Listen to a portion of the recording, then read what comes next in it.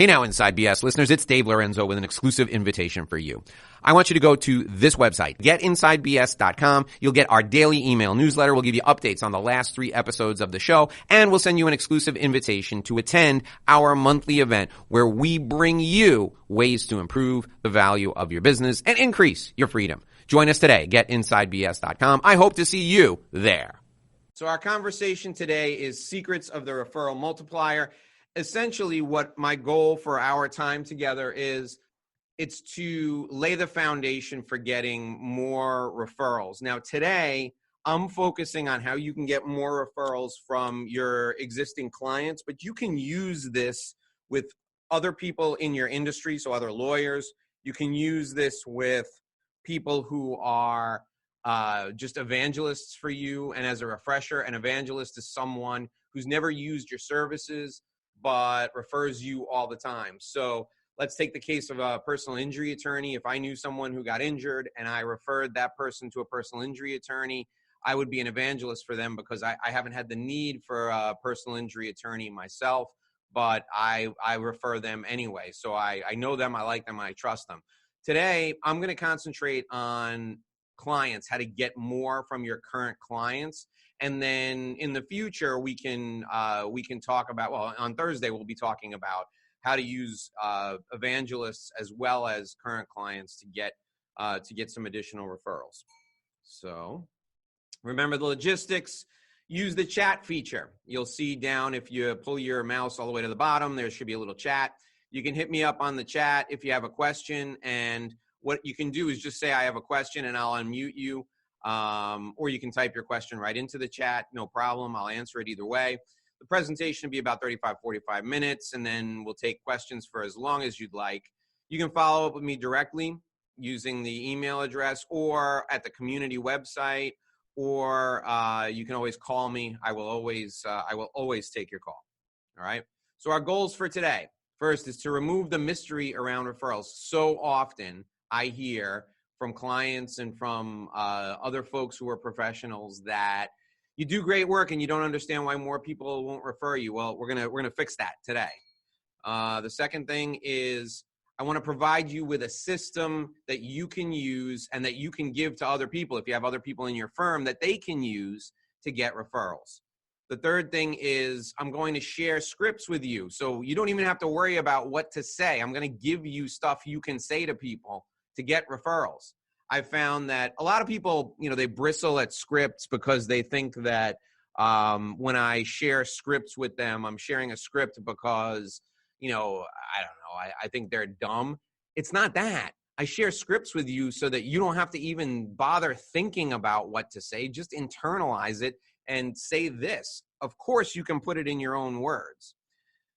The fourth thing is, I want to help you start your research into getting more referrals. And, you may think that research is incompatible with referrals because, how much research can you do when you don't know where your next referral is going to come from? That's part of the problem. You don't know where your next referral is going to come from. So I'm going to help you with that. And then we're going to focus on follow-up and delivering value so that you continue to get referrals after this is through. These are our goals for today. Essentially, these are the 5 sections of the presentation that I'm sharing with you today. So why don't we get more referrals? My gosh, how many times have I heard this? We do great work. We're the best. I've even heard numerous personal injury attorneys who have delivered hundreds of thousands of dollars to clients. And Steve actually said the other day, the client walks out of their office and they get hit by a bus, and a personal injury attorney comes along and they hire him instead of the guy whose office they just left, who's handed them a, $30,000, $50,000 check. Well, the reason you don't get more referrals is because, number one, people don't know that you want referrals. When I realized this, I thought it was the stupidest thing I had ever heard, but it is the God's honest truth. People don't know you want referrals. It's crazy. So we got to tell them, and I'm going to show you how to tell them. People don't know who to refer to you. Even the most well-intentioned people who are your relatives, people who are your best clients, they're going to send you crappy referrals because they don't know who to refer to you. So we're going to help you fix that today. People don't know how to refer you. How often do you hear, I gave your name to somebody? Well, that's of absolutely no use to me. Sometimes people will say that because they want you to buy them a drink at a bar, but that is useless. That's only second to, oh, I passed your name to so-and-so as a referral. Why don't you give them a call? Which is basically an invitation to make a cold call to somebody, right? So we're gonna fix that problem today too. And then people don't know why they should refer you. And this is a big problem for me personally, because people really don't know what I do unless I really explain it in detail to them. But for those of you who are lawyers, we talked about this the other day too. Everybody thinks that your life is like Law and Order, right? That you go to court all day, you come back, you sit in the office and drink scotch and lament, and then, you do it all over again the day after. Well, people need to know what the value proposition is. They need to know what you provide, what value you provide. So I'm going to help you with that. And then finally, people just forget. They simply just forget about you, about what you did for them. You could save somebody from drowning, and 6 months later, they wouldn't remember who you were. It's just the way life is. So we're going to solve that problem too. So we're going to be very ambitious in the next 30 minutes and solve these 5 problems. All right. Step 1 is to let people know you want referrals, right? So here's the script, okay? And you can take this script and you can literally plaster it on the bottom of all of your emails. You could plaster it in every letter that you send. Let's review it. Thank you for working with us. Our business grows because of the generosity of clients like you. Please share our information. Oh, you're going to want to fix that typo. Please share our information with your friends, family, and associates. We love referrals, okay? That script has to go on every piece of communication that you send out. And the reason is because people just don't know that you want referrals. I will tell you that whenever I have one of my clients go to someone, I can actually tell you a quick story. So we mentioned BNI on a couple of these sessions. BNI is Business Network International. It's a networking group.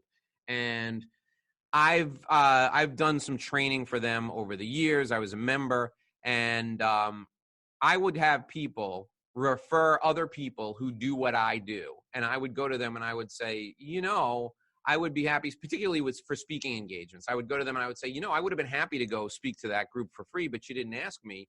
Instead, you asked so-and-so who does something similar to what I do. Why'd you ask them and not me? And they'll say something along the lines of, I didn't know that you would want a referral like that. I thought you preferred to get the speaking engagements yourself. And you hear that once, and when you hear that one time, you say to yourself, man, that person is really stupid. But when you hear it the second time, you say to yourself, man, I am really stupid because I am not educating people enough that I love referrals. So you have to tell people that you want referrals. And this script is a way to do it. Put it on the bottom of your emails, put it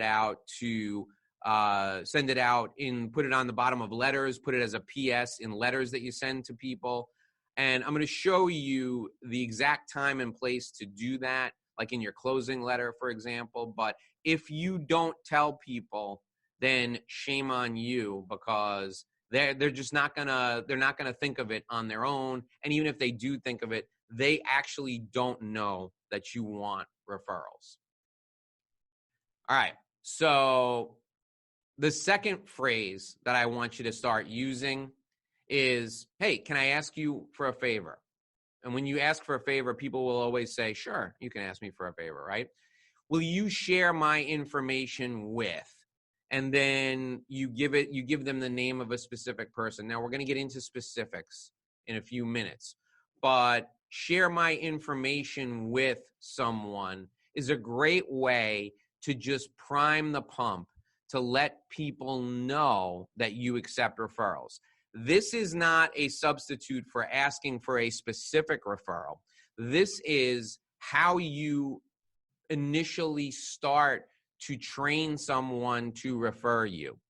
One of the things that I like to do when I begin working with clients is we sit down and we'll go over the engagement agreement. And all of you should have engagement agreements in your business. And I say to them, here's the investment that you're going to make in my services. You're good with that, right? And they say yes. And I will say to them, here's another area of expectation that I have and you should have of me. If you find my services valuable, I will ask you for a favor. And that favor is that you share my information with other people to whom you think I can provide value. Would you do me that favor? You say this right up front. And the reason you say it right up front is because you want to get them conditioned that this is a way for them to provide you with compensation. It's an expectation, just like paying you. You know, if you're thrilled with the job I do, I want you to share my information with everybody you know that to whom you think I can provide value. So that's the phrase, can I ask you for a favor? Would you share my information with so-and-so? Now, another place where I use that is if I'm meeting someone at a party and I know that they, for example, are the executive director of an association, I will say to them, it was great talking to you. Can I ask you for a favor? And they'll say, of course. And I'll say, would you share your information with the committee that plans your meetings? I would love to come and do a presentation for them on this subject. I think they would find it valuable. You know, 90% of the time they say sure and they forget about it. But that 10% of the time, it's worth it. So can I ask you for a favor? Very few people will ever say no. Sometimes people who are wise asses will say, well, it depends on what it is. Most people will say sure. And then you say, share my information with so-and-so. Not a substitute for asking for a specific referral, but it's very, very good for conditioning people that this is one of the ways that you do business with them. All right. When do you do this? I just touched on one of these times. At engagement, when people hire you, you tell them that you want referrals, okay? As I said, you're conditioning them. It's part of what we do here. It's part of our compensation. At the midpoint of your work with them, all right? When you're delivering good news, whenever you deliver good news, that's the perfect time to ask for a referral. So what happens? We just survived the motion for summary judgment. So the case is going to continue and we got a really good shot now. And I think we're going to get a settlement offer. Oh, that's fantastic. Thanks for letting me know. Oh, it's my pleasure. You know, we're going to do everything we can to get the best from you. How do you think things are going so far? Well, they're going great. Terrific. Can I ask you for a favor? Sure. Can you mention my name to so-and-so? I remember you telling me that you had lunch with him at the country club the other day. I'd love to meet him, right? At the midpoint, asking for a referral after you've delivered good news, always a good thing, always. At the closing or the end of the engagement, most of you, when you're finished working with your clients, will send out some type of closing letter. It lets the client know that your representation of them for this matter has ended. In that closing letter, there should be something about a referral. My preference would be that you include a self-addressed stamped envelope so people can write down names and information and send it back to you.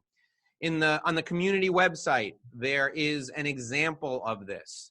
And I will, when I send out the follow-up, I will send out a link to it. I think I can link to these things in the community website. I'll send out a link to a really good closing letter that I've shared with my clients over the years. And there's two versions. One is a closing letter that just straight up asks for referrals. And the other version has an actual survey form, which asks about your level of service, the level of service you've provided. And then, in addition, it asks for referrals. If you don't want to be that formal, and by the way, nobody feels put out by filling that out. And people will send you the names of people you can talk to get referrals. But if you don't want to be that formal, the least you can do when the engagement is over, you send out the closing letter, and then you call and follow up with the person, and you say to the person, it was really great representing you. I'd like you to call me anytime you have any legal need. I know a lot of people in other practice areas, and I'm sure we can help you. As a reminder, we live and die by referrals. Referrals are the greatest thing in the world to us. if you know anyone who we can help with, and then you talk about the primary area where you help them, I would love for you to connect me with them. And that's just another way to mention that you live for referrals. And then the fourth time is during follow-up, okay? All of you are familiar with my weekly email system. Some of you are doing it. Some of you are starting to do it. Some of you are thinking about starting to do it. And some of you I still have to convince to start to do it. But you all know about my email follow-up system, my weekly email follow-up system. Every one of those emails at the bottom should have a PS, and the PS should include that phrase that I showed you at the beginning of our time together today to remind them that you live off of referrals.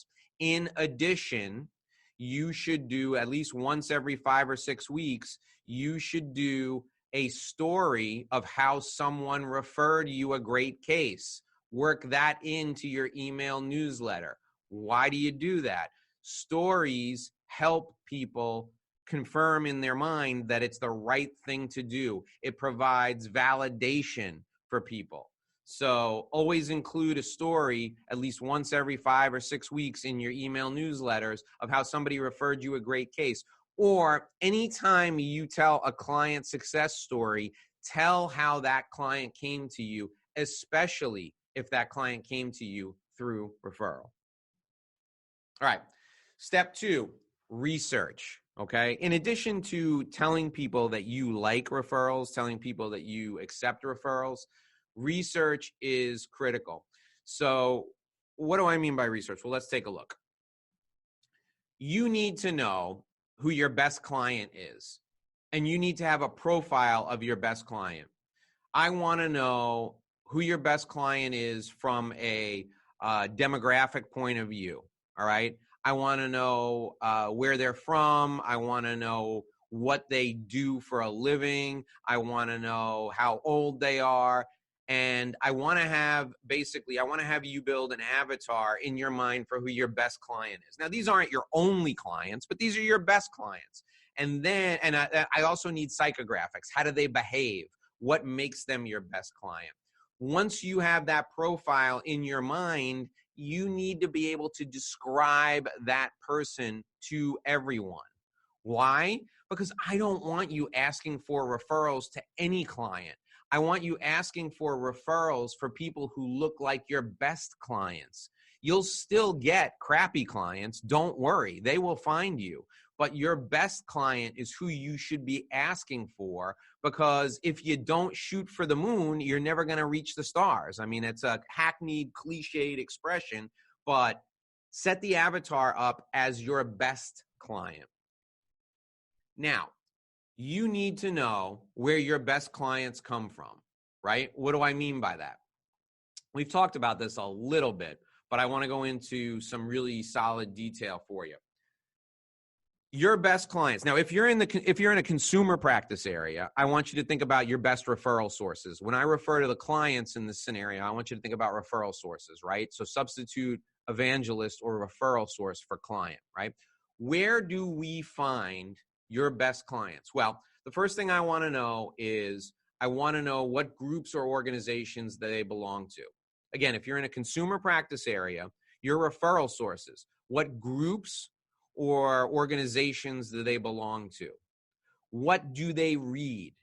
What publications do they read? What websites do they visit? What industry trade associations do they belong to?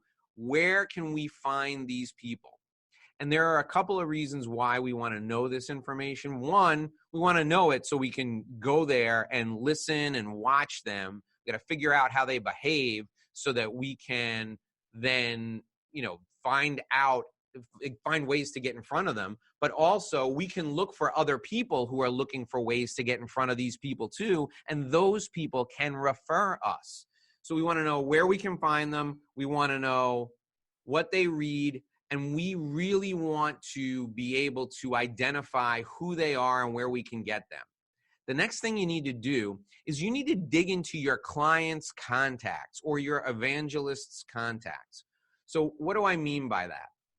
You have conversations, you make small talk all the time with your clients.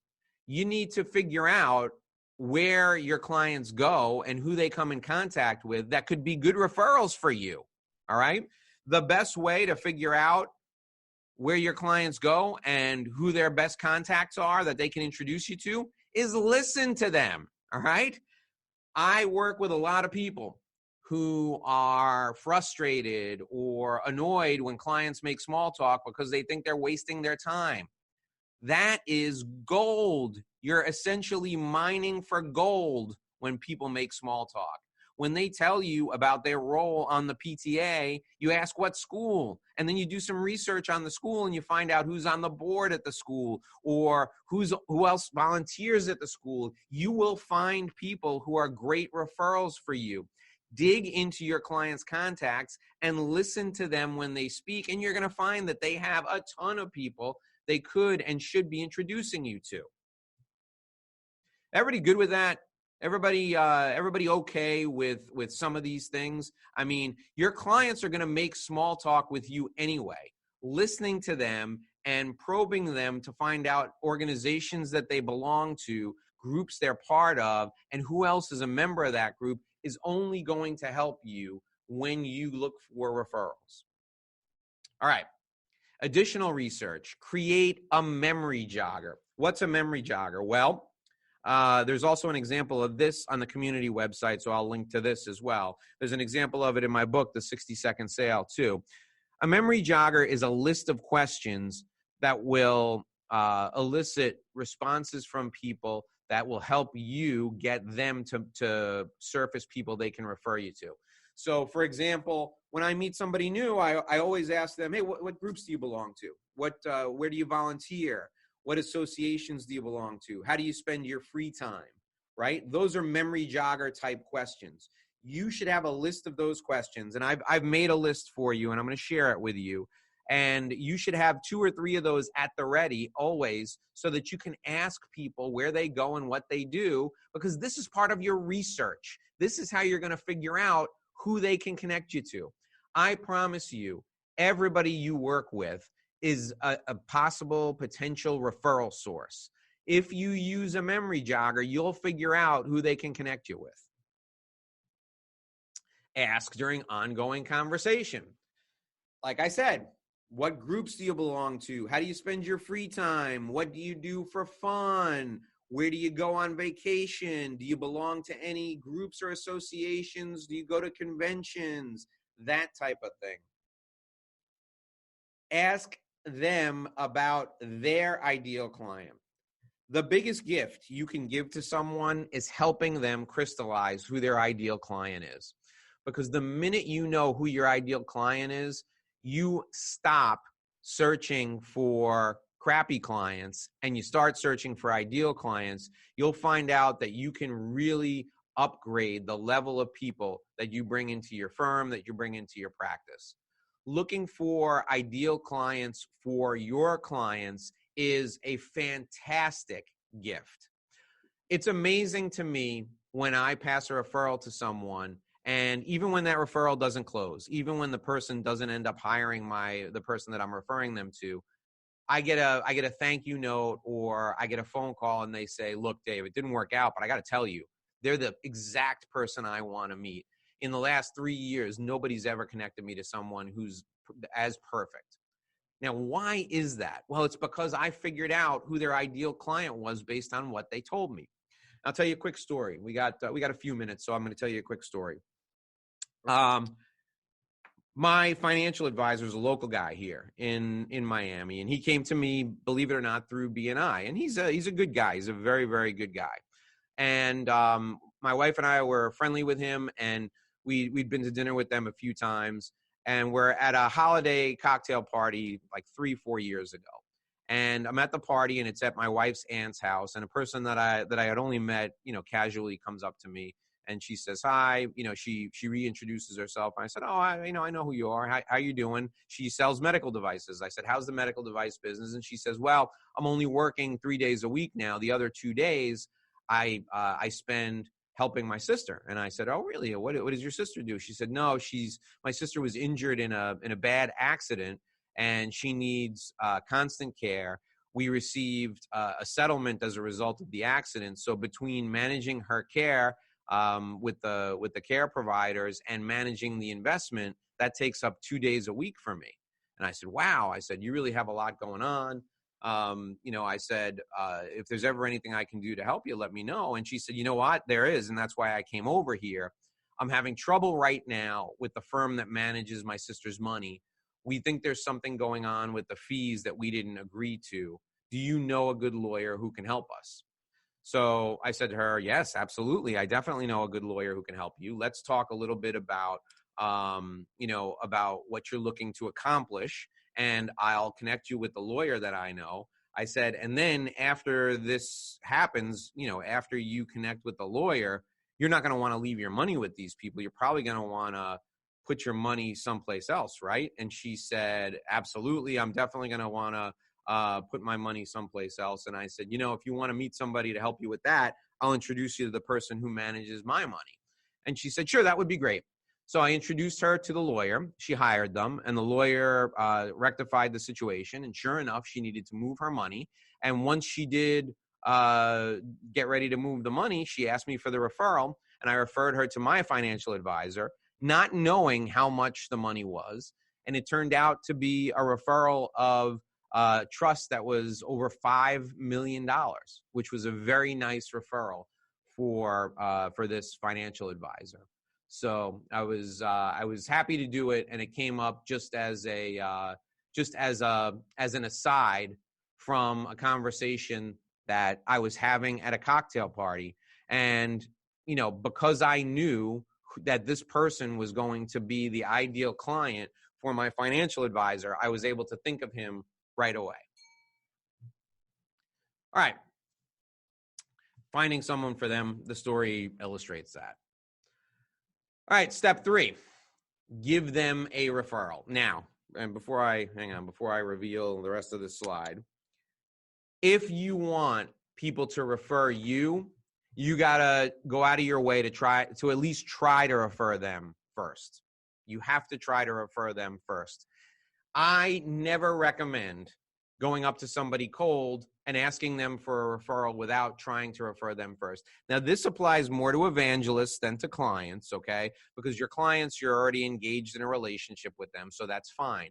But if you came up to me cold and I didn't know you, and you asked me to introduce you to someone because you wanted to sell them something. So, for example, you knew that I worked with Dr. William Munoz here in Miami, and you knew that I could pick up the phone and call him, and you said to me, hey, Dave, listen. And we've never worked together, nothing. You said, hey, Dave, listen, I know you mentioned to me that you know William Munoz. He's a gastroenterologist. I sell medical devices to gastroenterologists. I would love a meeting with him. Can you introduce me to him? Now, I don't know you from anybody. We may have a casual relationship. We've never done business together. I don't know what your style is like. It's a hard thing for me to do, to go to someone who trusts me and introduce you to them and say, listen, you need to talk to this guy. He's got some medical devices for you. It's a very tough thing to do. Now, if you had come to me and you had said to me, hey, Dave, listen, I got an opportunity for you to speak in front of a group that I run. Here's the group. We don't have a budget to pay you. I know you usually get paid. Would you speak to them for free? Maybe you'll get some leads. I would say, sure, I would give it a shot. And then we could get to know each other during the process of preparing for that speech. I feel good about you. You've seen me in action. Then you could come to me and say, and I would thank you. And you could come to me and say, listen, I would love it if you connected me with Dr. Munoz. Here's the reason why. And then you tell me. I'd feel great about referring you then, because we've spent some time together. I know you a little bit. From a purely selfish standpoint, people are going to be more likely to refer you if you refer them first. When it comes to evangelists, when it comes to people from whom you're seeking a referral, especially if you want a high-profile referral, you need to do something for them first. It's just the way the world works. So the first thing you need to do is you need to ask the person if you can refer them. So first, ask them if you can refer them, both sides. Hey, Dave, can I refer you to my group for a speaking engagement, don't just throw me in front of the group, have them approve me and say, my group has approved you to speak. What if I didn't want to speak to that group, right? So you ask the subject of the referral first, and then you ask the person you're referring if that makes sense. There's nothing worse, almost nothing worse than somebody coming to me and saying, I gave your name to so-and-so is going to be a huge pain in the ass for me. I would much rather you not pass a referral that's going to be a pain in the ass than pass the referral. So I want you to ask me first, and I will do you the courtesy of asking you first before I connect you with somebody else. So you ask both sides if you can refer. The second thing is you ask them how they want the referral. So I'm referring Steve Klitzner. I ask him, I say, Steve, listen, I want to connect you with my friend Joe. He's over in Naples. He does a lot of tax planning work. He gets IRS controversy calls from time to time. He can't handle those calls. He doesn't do IRS controversy work. I know you like to work in Miami, but I also know that you'll go to Naples and do the work. Literally, not literally go to Naples, but, on the phone to the revenue officers over there. Can I connect you with this guy in Naples? Steve will say yes. I'll say, how do you want me to do it? You want me to do it via email? You want me to get you on a phone call? Or we can do Zoom. Everybody knows how to use Zoom these days, right? Or would you prefer that we do it in person? I mean, if you're going to wait 18 months, I'll get together for the two of you guys with lunch if you're vaccinated, and we can all get together in person. I ask because different people have different preferences. So you always ask how people want the referrals. The third thing is you contact the referral subject and lay the groundwork. So in the case of Steve and Joe from Naples, I would call Joe from Naples and I would say, hey, Joe, listen, I know you get a lot of IRS controversy work and you don't do it. I have a really good client and a friend of mine in Miami who will do the IRS controversy work over in Naples. He gets a lot of calls for tax planning. He'll be happy to send you some cases. He knows how to refer people. Can I connect you guys? Joe will say yes. Now, if Joe says no, I go back to Steve and I go, Joe doesn't want to meet you, and it's over. But you're contacting both sides in advance. A lot of people skip this step. Please don't do that. Then you make the referral. You do it however both people agree, by email, by telephone, in person. And then you don't leave this step out. You follow up with both. I call Steve. Hey, did you call Joe? Yeah, I called Joe. What did Joe say? Joe said, he's going to refer me some work, and he already sent me something. Oh, fantastic. Now, remember, Steve, you told him you would send him tax planning work. Of course, I definitely will. Hey, Joe, how's it going? You met with my friend Steve? Yeah, I met with him. Nice guy. I already sent him something. Oh, that's fantastic, Joe. I really appreciate you doing that. Steve's going to take care of you. He's definitely going to send you some work back, and I'll check in with him from time to time to make sure he does. Now, why do I do that? Why do I follow up with both sides? Well, it's not just Steve and Joe's reputation on the line. It's my reputation too. Joe trusted me because he was willing to send his work over to Steve. Steve trusts me because he's willing to meet with Joe. And now they're both trusting me that this relationship is going to be fruitful down the road. And I'm following up with both of them. So now Steve knows, yeah, he's got to send work back. And Steve's a good guy. He's definitely going to send work back. But if he decided that he wasn't going to, and I asked him about it, at least I would be a pain in the ass to him until he remembered to send work back. And then Joe knows that. And Joe knows I'm going to be on top of Steve. So what does that do? Joe appreciates my thoroughness. And when Joe sends me a referral, he's going to be as thorough. Steve appreciates my thoroughness. And when Steve sends me a referral, he's going to be as thorough. Basically, what I'm doing is I'm teaching these folks how to refer me by the way I refer them. That's a critical point, and I don't want you to miss this. I am teaching these people how to refer me by the way I refer them, and you will be doing the same. My friends, if you pass half-hearted referrals, you will receive half-hearted referrals. If you pass thorough referrals and you follow up and you lay the groundwork in advance, people will do the same for you. That is the golden rule of referrals. People will you do unto others as you want to have done unto you. People will do to you what you do to them. So teach people how to refer by the way you refer them. All right. Step 4, the gratitude script. You're going to love this. All right. You've just referred somebody and they call you with gratitude. They call you up. Dave, you're the greatest. I just got a referral, a $5 million trust. It's the best thing that ever happened to me. It's the biggest referral I've ever received. Thank you so much. What do I say? You're welcome. I know you do the same for me. And then you stay quiet. What will happen is the person will fill the silence with, yeah, of course. Absolutely. I definitely would do the same for you. And then you can say something like, would you like to hear who I'd like to meet? And then they're going to get out their pen and paper and they're going to start taking notes. And they are going to want to do whatever they can. They will move heaven and earth to help you. This script is the key to making that happen. And it's hard to pull off, so you got to start practicing. Tonight at dinner, when your spouse or one of your kids or somebody that you're hanging out with passes you the salt, you say, you're welcome. I know you do the same for me. And then stay quiet and stare at them. This script is fantastic. It works every time. As long as you use these words and then stay quiet, people will stammer and they will say, of course, I would love to help you. And then you can tell them who you want to meet. Works like a charm. Use this script. If you're not writing it down now, that's fine. Watch the replay. Write it down. All right. How to ask. I'm going to fill all these in at once because it's important. So, you're welcome. I know you do the same for me. Stay quiet. Of course, Dave. I definitely would do the same for you. Terrific. Would you like to hear who I'd like to meet? Well, yeah. Now, I've done my research.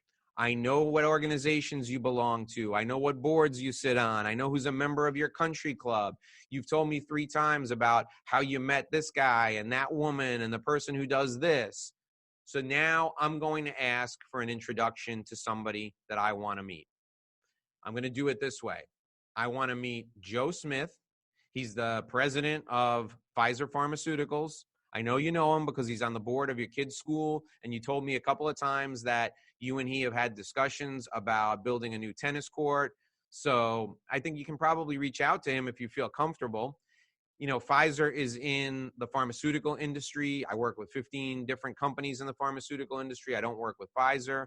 The reason why I want to meet him is because my company has a brand new system that is designed to help keep top-level scientists in a competitive environment where they're constantly being recruited. And I think Joe would want to hear about this because his rate of attrition for his scientists is like 15%, which is 20%, which is 10% above the average.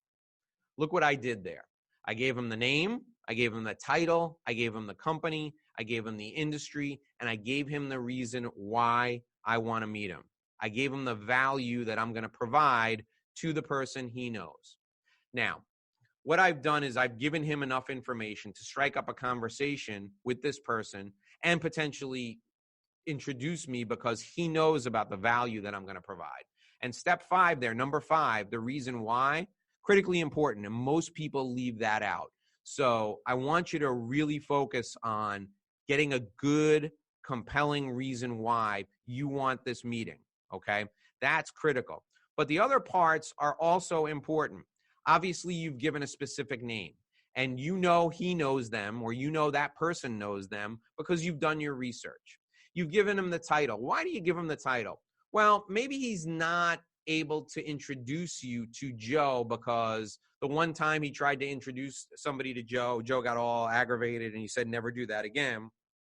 But you gave him the title of president or CEO, and he knows 2 other people who are CEOs, and those people might be able to benefit from that solution you just mentioned. So maybe he can introduce you to the president of a different company.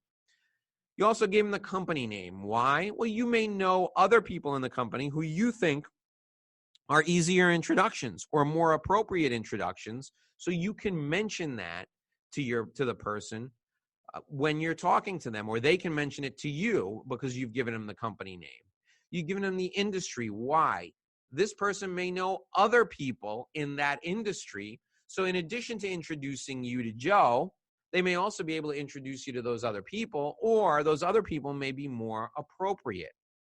All of this information is necessary when you're asking for a referral.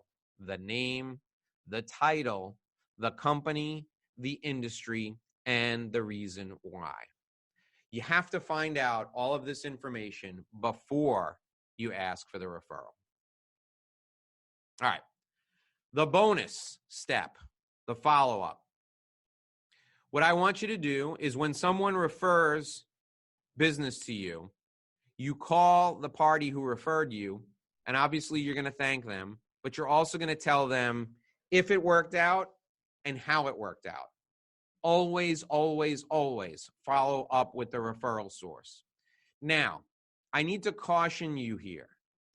If it turns out that the referral was horrible and that person was a pain in the ass client, it was a total disaster, don't do that. Don't share that with them.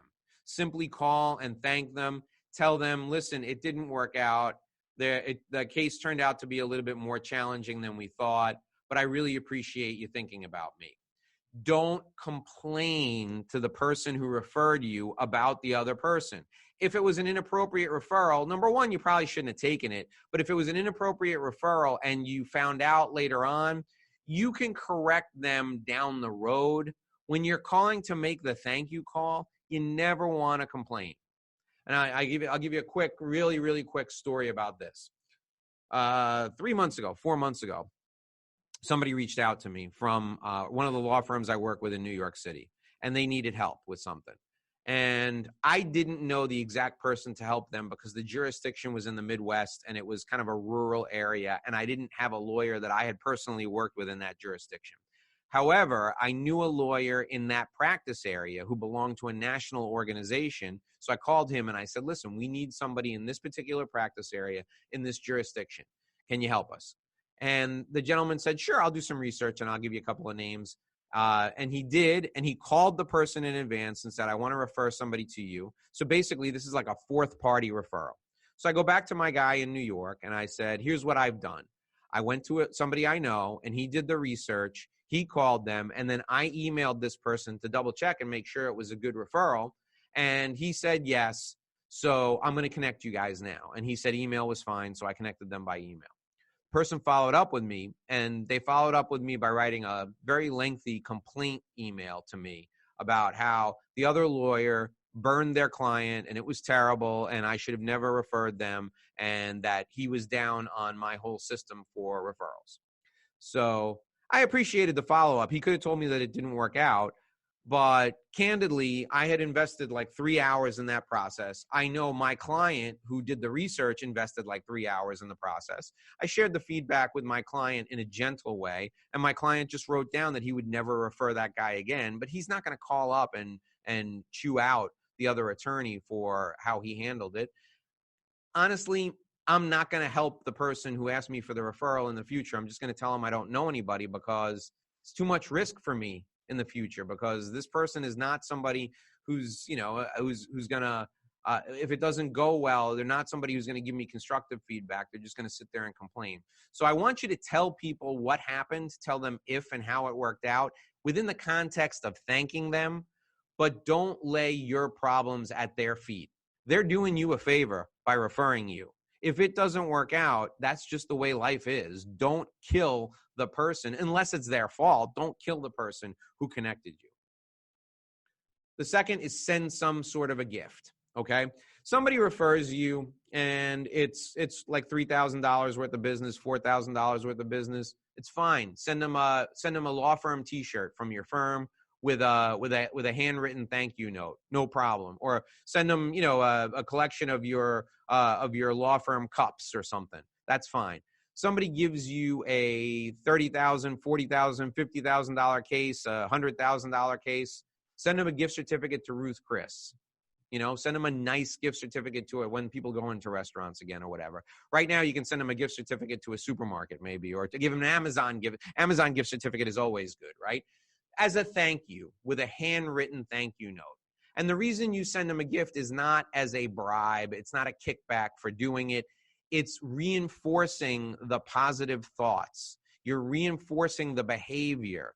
And something tangible like a mug from your office or a keychain or a t-shirt or a gift card is a great way to give them something that they can put their hands on. And it's an expression of appreciation that's tangible. That makes a difference, and they will remember you, and they are going to be predisposed to refer you again.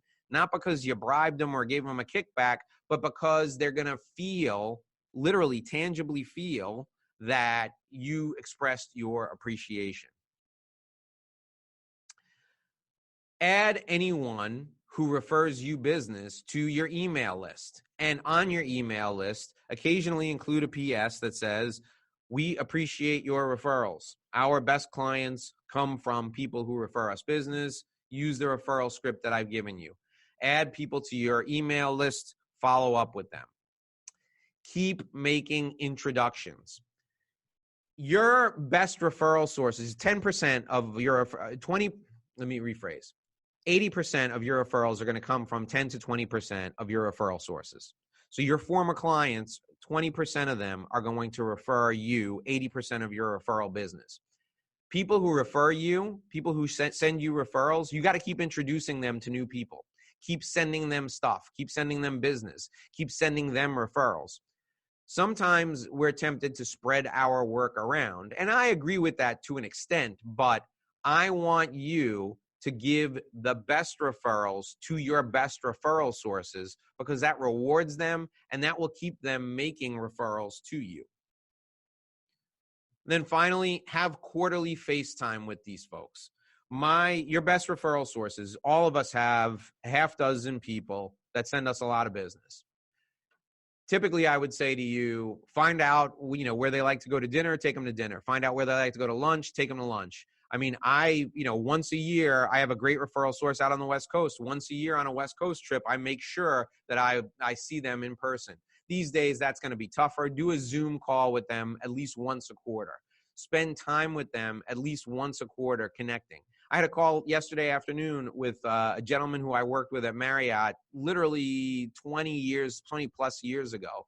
We touch base, and we have for 20-something years, 4 times a year, every quarter. Either he reaches out to me, I reach out to him. He's referred me some good business over the years. And now that he's retired from Marriott, I'm helping him break into consulting. And I referred him a couple of consulting gigs just this past year.